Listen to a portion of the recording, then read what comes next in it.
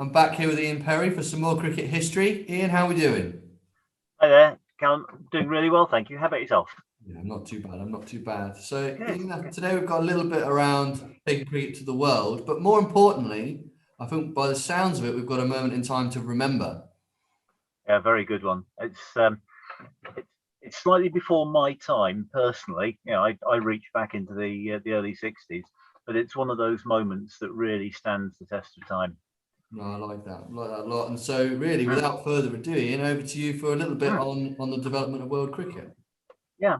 Well, we talked very recently about the game's own origins in this country in the South Weald, the south of England. Um, but I want to touch on kind of the next stage of how it's then spread out across the rest of the world.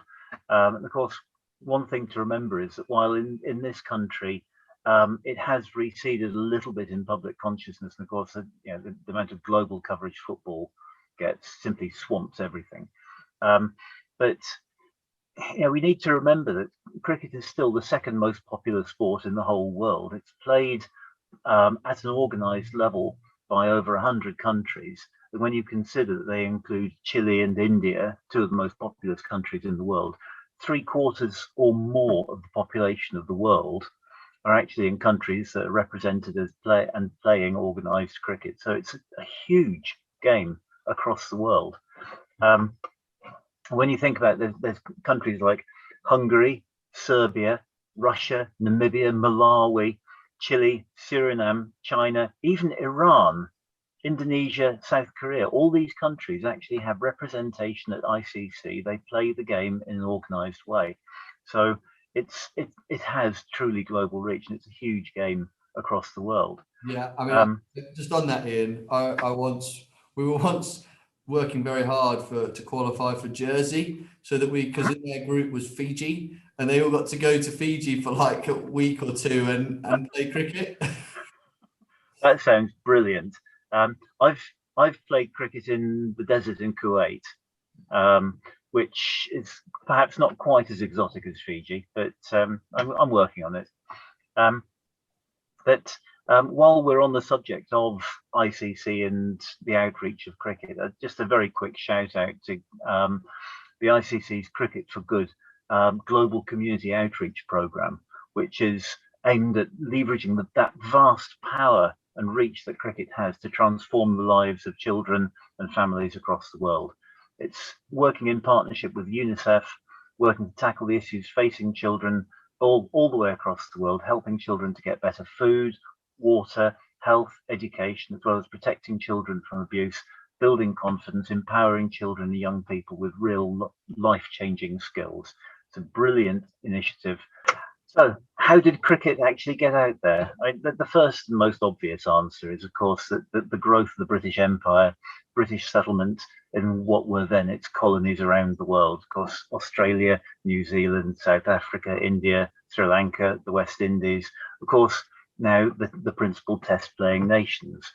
And of course, then and more recently, settlers have not unexpectedly have taken their hobbies, their pastimes, their interests with them. And so they will have taken cricket to their new homes. And so those early games in all of those countries were actually expats, settlers playing between themselves and effectively, probably not consciously and deliberately, but introducing the game to the indigenous populations. It's too much to cover everything in a few minutes, but so cherry pick a few examples.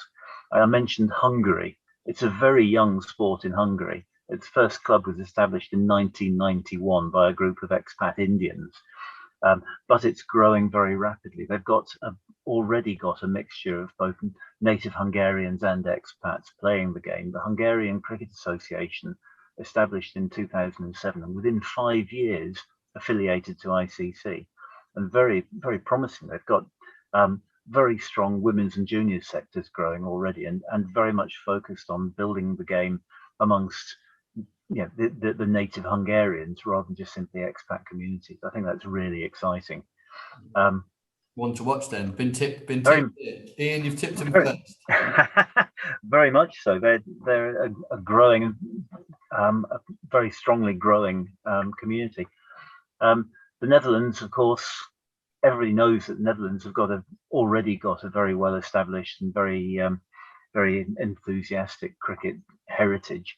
1792 to 1815, the Napoleonic Wars, of course, British troops playing cricket wherever they went. In 1881, the national side took 22 players against an Uxbridge 11 and lost by an innings. Still some way to go at that point, but of course, although the game was eclipsed in terms of overall sort of mass market appeal by football particularly, they've still now very strongly popular, and they've got over 5,000 players in Holland, in the Netherlands, and of course some marvelous giant killing acts in both 50 over and T20 ICC competitions. So they're a very promising country, and of course knocking on the door of full international status. Australia, of course, first references to informal reporting to games was in 1803. The suggestion in the wording of it in the Sydney Gazette that the game was actually already very well established. The first England tour went over there in 1861 too, but the first Australian tour to England was actually Indigenous Australian cricketers, not white settlers, in 1868. Obviously, by then, boards of control were established in a number of what are now the Australian states, of course, were then separate colonies. Of course, the standard of play across that period grew very quickly. So, of course, within 20 years, of course, that representative Australian side came over here, won that famous game at the Oval in 1882 that led to that mock obituary in the Sporting Times and the establishment of the Ashes. The game didn't grow quite as quickly in New Zealand, although by 1880 there were at least 60 teams in Dunedin alone. It seemed to, I think professionalism grew quite a lot more slowly in New Zealand. I remember the 1978 New Zealand tour to England. There was certainly an atmosphere still of very, very deep-rooted amateurism in the way that they played. And of course, when you look at how the Kiwis play now, there's still a lot, the amateur sort of sportsmanship ethos seems to still be very strong in New Zealand. It's really nice to see because they play the game in a very attractive but very sportsmanlike way. India, of course, very, very deep roots. The early games, 1720s. I thought you were just going to finish there. I thought you were just going to say India and then just go, yeah. Well, it almost says it all, really, doesn't it? The first games were played in about 1720, actually by East India Company personnel. The East India Company, of course, granted its charter in the 17th century, was effectively the colonial power in India. But then the Oriental Club in Bombay, now Mumbai, was established in 1848, so it's quite early on. Of course, it was very much inevitably a game of the higher castes amongst the indigenous populations or indigenous communities, but it did spread quite rapidly across the period spanning the Great War. And of course, the strength that it was rooted in all different communities, and so Sikhs, Hindus, Muslims, meant that following partition, obviously the game was already very well rooted in those Muslim-dominated areas that actually became Pakistan. And so it's effectively, it kind of naturally migrated at that point. One of the earliest countries, quite surprisingly, for the early genesis of cricket was America. First recorded games around about 1710, 1709. And George Washington and John Adams, the first two presidents of America, two of the founding fathers, were of course themselves players. So it's got very, very well established early roots, but of course subsequent to that the history was quite checkered. The Americans claim the first international game in cricket history, played between the St. George's Cricket Club of Manhattan and a Canadian representative side, and they played in 1844, and Canada won, by the way. Of course, following the Civil War, baseball grew very quickly, and it kind of eclipsed cricket because, of course, the two of them being very much see ball, hit ball games. Then the accessibility and relative simplicity of baseball meant that it kind of grew rather more easily. Although college cricket was still going on until the 1920s. Then, of course, after the Second World War, you remember what I was saying about immigrant communities, then that almost second wave of immigration from Southeast Asia has led to a resurgence of cricket, which meant that across the 50s, 60s, the game started to grow again, and a governing body was established in 61. Although it and its successor, Cricket USA, have had a bit of a checkered relationship with ICC. But at present, the ICC actually lists USA as an affiliate member, or an associate member rather. Suriname, I mentioned earlier on. Again, quite a well-established history. 1880s first games. They've of course got Suriname has very close societal and organizational and administrative and historic links to the Netherlands, and so of course as the game has grown in the Netherlands, so it's also exported to other countries including Suriname. Although the other thing that had actually affected the regrowth of cricket in Suriname since the 1970s, of course, was they're right next door to Guyana. Guyana, very difficult, tumultuous period, late 60s, early 70s, and a lot of Guyanese players actually then emigrated across into Suriname, and the western side of Suriname, of course, has been the heart of cricket in the country. So that has again been a country where it's growing quite quickly. They were affiliated in 2002 and now play in the Americas Championship and also World Cricket League. So it's again a growing sport. Cricket in Russia, yeah. Who would expect cricket amongst the frozen steppes? You know, people wearing fur down to here and up to here and trying to keep the snow out. But cricket was a very popular game from the 1870s up to the Russian Revolution. Again, mostly centered amongst expats. And of course, following the revolution, this was a bourgeois sport and was therefore not at all what they regard as a game of the people. 1995, it started to re-establish and took a bit of a step backwards in 2019 with loss of what was effectively government recognition of the governing body. But that's actually on the move now, and they are actually starting to consolidate again. They are again affiliated to ICC. Reckon that has anything to do with the potential for cricket to be in the Olympics? You might think that. I couldn't possibly comment.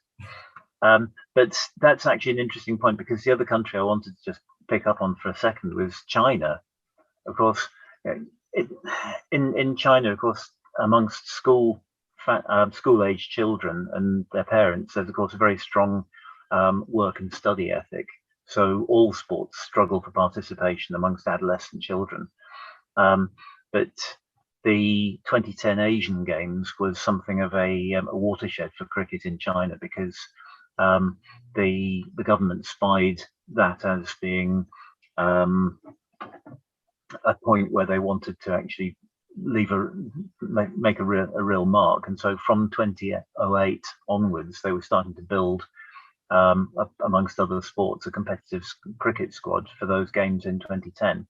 And I think the women finished 4th overall in that. So it's quite a rapid growth across literally a 2-year period to get to that stage. Is quite impressive. And hopefully, I don't have a lot of sight of what's happened over the last couple of years there, but it does seem to be still growing fast. So amongst such a populous country, then of course, they've got a huge resource pool to tap into.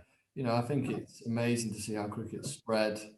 How an initial kind of seed of taking it to the world and different parts of the British Empire have led to effectively the second most popular sport in the world. 2.5 billion people follow the game. It's astonishing. Yeah. Right then, what have you got for us for our moment in time this week? I want to go back to 1960 to the first Test match between Australia and the West Indies at Brisbane. Over the previous year or so, there were some whisperings about a decline in the popularity of Test cricket, but the arrival of the West Indies with some very, very high quality players in their prime promised to inject some spark back into the game. Frank Worrell won the toss, chose to bat. Alan Davidson, Australian swing bowler, took 3 early wickets, but then Gary Sobers made a beautiful 132, putting on over 170 for the 4th wicket with Worrell himself, who made 65. Then there was a rather comic partnership towards the end between Wes Hall and Jerry Alexander, who was a wicketkeeper, added 86 for the 9th wicket. And West Indies closed on the second morning on 453. Davidson had taken 5 for 135. Australia's reply was something of a case of two halves. The top order all really fired. Norm O'Neill made his test career best score, 181.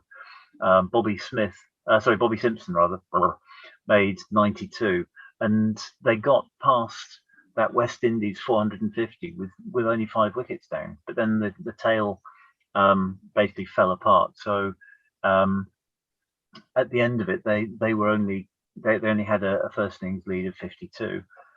Wes Hall had taken 4 wickets by there. When West Indies then batted, they struggled to put together any real partnerships, and Davidson took another 6 wickets, so he'd got 11 in the game. The last pair, Hall and Valentine, added 31 on the final morning that could prove quite useful later on. But West Indies were all out for 284. Worrell's second score of 65, coincidentally, was the main highlight. But that only left Australia to make 233 to win with about 5 hours to go, maybe just a little bit over 5 hours. And so the scene was set really for what the Australians thought would hopefully be a reasonably straightforward run chase. Wes Hall, in new boots, which were ripping his feet to pieces, took 2 quick wickets, so Australia was suddenly 7 for 2. McDonald and O'Neill, that first innings centurion, held on tight for the next nearly 70 minutes to get them to lunch. They were only on 28 for 2 at that point. But across lunch, I think somebody'd blown a bit of a bugle at them, and they came out with a bit more of a sense of purpose. Hurried the score quite quickly up to 49, but then they were both out in very quick succession. Favell followed them, so at 57 for 5 all of a sudden. And that early momentum after lunch had suddenly seemed to have disappeared. Davidson, having made 44 in the first innings and having taken those 11 wickets, then came out to bat with Benno, and they lost another wicket quite quickly, and Benno came out, who was captain. So they really dug in, tried to retrench, and at tea they were 110 for 6. Now, conventional wisdom would say so much for that run chase, so just now dig in and just fight for the draw. Only 4 wickets left, and over 120 runs still to get. But they started that final session by putting pressure on the West Indies with taking lots of quick singles, and Benno playing a really strong quality captain's innings, very composed, very focused, very quick running for those very sharp singles, and then anything that was loose, he was playing some very, very high quality shots. So with an hour to go, they'd already reduced that chase down to 60. Going into the last half hour, the score had now passed 200. And then the last roll of the dice, Worrell brought Hall back on with 5 overs left, 8 ball overs to go. There's still only 6 down. The next 2 overs, felt like the plan was falling apart. They took 17 runs off those 2 overs, lots of wild skied shots, lots of scrambled singles, almost sort of Keystone Cops cricket. But then that meant they only had 10 to win with 3 overs to go. Hall's next over was a superb effort, 1 run, and Davidson particularly struggling to get a touch on anything. Sobers then conceded 3 from the next, but that included the absolutely priceless run out of Davidson, who'd made 80 by Joe Solomon. Hit the ball straight. Benno hit the ball to him, tried to pull him for a quick single, and Solomon hit the stumps with a direct hit from square leg. That at the end of the over meant now 227 for 7. Realistically, just that one over left to go from Wes Hall to get 6 runs. First ball of the over, new batsman Wally Grout, and Hall pinged him in the box first ball. He's virtually falling flat on his face, but Benno called him for the single off to take a leg by, and he just made it somehow up to the other end. Next ball, Benno himself has gone. He's edged the bouncer through to the keeper. And so they're 8 down now, 5 to win, 6 balls to go. Mekif, the new batsman, dot ball, then the next run, scrambled by. The ball, Alexander throws the ball to Wes Hall, who's just followed through. He turns around, flings it at the stumps, misses by a mile, but Worrell somehow is able to clear it up and prevent the overthrows that would obviously have won the game, because it's now just 4 to win off 4 balls. Grout swung the next ball into the air, and it's gone towards mid-wicket. There's Kanhai positioning himself perfectly to take it, and the Hall somehow charges all the way across, blunders into him, hits him on the head with his elbow, ball goes to ground. So missed the catch, and they've taken a run. And it's like 3 from 3. Next ball, Mekif now back on strike, swings out to deep mid-wicket. They run 2 to level the scores, but Conrad Hunt, running around the boundary, picks up. Brilliant throw back into to Alexander, and Grout's run out, going for that winning run. So now scores level, 9 down and 2 balls to go. Worrell walks over to Hall and says, "Whatever you do, Wes, don't bowl a no ball. They'll never let you back into Barbados." And he's so terrified by the thought of that, his front foot lands a yard behind the popping crease. Klein turns the next ball round the corner and they take off for the winning run. But it went straight to Solomon again. And side on, picks up one-handed, left-handed, shies at the stumps from side on. You can only see one stump, and Mekif's a yard short. So all out, scores level, and so ended the match as the first test tie, the first tied test match in cricket history. Wes Hall had taken 9 wickets, would have had the 10th but for that collision with Kanhai. Davidson took 11 for 222, scored over 100 runs. First time that anybody had taken 10 wickets and scored over 100 runs. There was that sublime century by Sobers, O'Neill's highest test score, and it was an absolute rekindling of the fight, the spirit, the drama of Test cricket. That was a moment in time. Thanks, Ian. Really appreciate that, and that's brilliant. And great to see you this week. Looking forward already to catching up with you next week. I wonder what you'll uncover for us, and you take care, Ian. Thank you. See what I can find. You too. Cheers.